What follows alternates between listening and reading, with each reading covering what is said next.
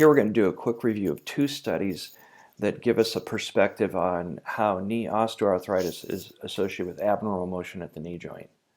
So the first study kind of mimics what the clinical exam we might do and what our results might be. So we can see here's the kind of clinic exam that we would look at, medial lateral instability of the knee. And we have a varus and valgus laxity test.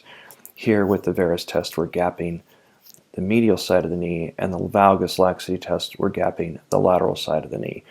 We can see here is an instrumented method of doing that, where we have a jig set up where a load's applied to one side of the knee, and then an x-ray is taken when the load is maximized, and we can see the gapping occurring here.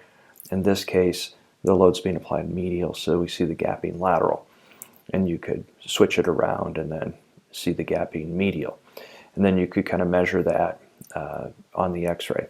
And that's kind of demonstrated here, where you have, here's the load and the valgus test opening the medial side, and then the varus test opening the lateral side. So what we can see here is like the graphic of OA patients compared to controls, and the controls here are hashed. This is the amount of laxity, this is medial laxity, and here's lateral. We can see the two different limbs are compared here, and we can see that there's a marked difference in the OA group on the medial side, quite clear, a couple millimeters, but it's less clear in the lateral. And so this is, gives you a sense that there's some instability at the knee, and some people might think this instability is associated with sensations of instability that patients experience. There's also, it's not uncommon for patients with OA to also have ACL deficiency that is undocumented. Now, this is the second study we're going to focus on. It's relatively new, 2016, and notice that it's about knee joint contact mechanics during downhill gait and its relationship with varus valgus motion, muscle strength, in patients with knee OA. And we'll talk about the muscle strength a little later. But let's look at this study. So first, it's relatively small numbers, but the patients are kind of typical older, higher BMI in the knee OA group, but pretty much similar otherwise. And it's a highly sophisticated approach, right? So basically, if you look here, this person's downhill, looks like this one might even be running, but essentially there's an x-ray beam being projected through their knee. They've had tantalum balls kind of injected into their knee at times, and then they're getting these recordings in from the two x-ray beams that then kind of reconstruct the outside part of the joint.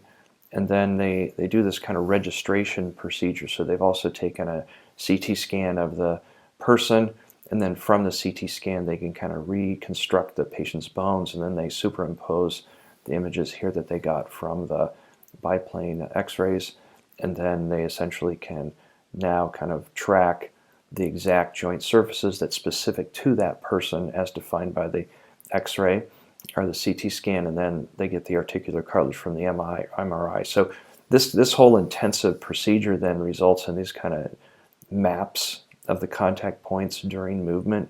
So you can kind of already see why there's only 11 people here. So this means that participants would have to come to a lab with these kind of x-ray beams, participate in some activities while they're being x-rayed, go get a CT scan and then get an MRI as well, and then do clinical tests likely, and then they would ultimately get these maps of their compression. So quite an intensive process.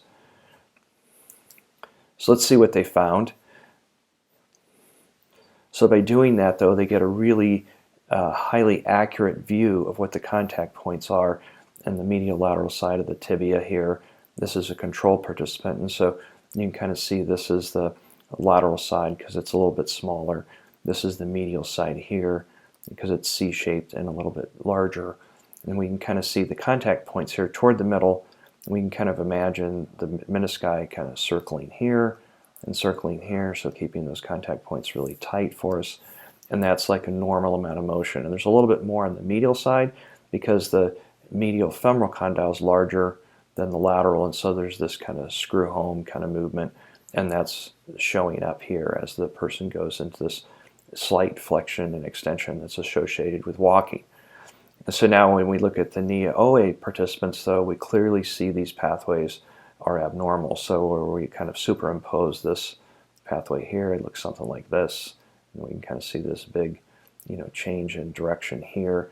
And then there's kind of a couple different lines here. So these kind of look okay, but then you got this big change in direction here. So what the researchers reported with this is that patients with knee OA demonstrated altered knee contact mechanics, both velocity and length of contact, suggestive of dynamic instability during downhill walking. So this kind of really confirmed things people have been thinking for a while but unable to prove, just because you can see how intensive that quantitative process is in getting this arthrokinematic look at the joint.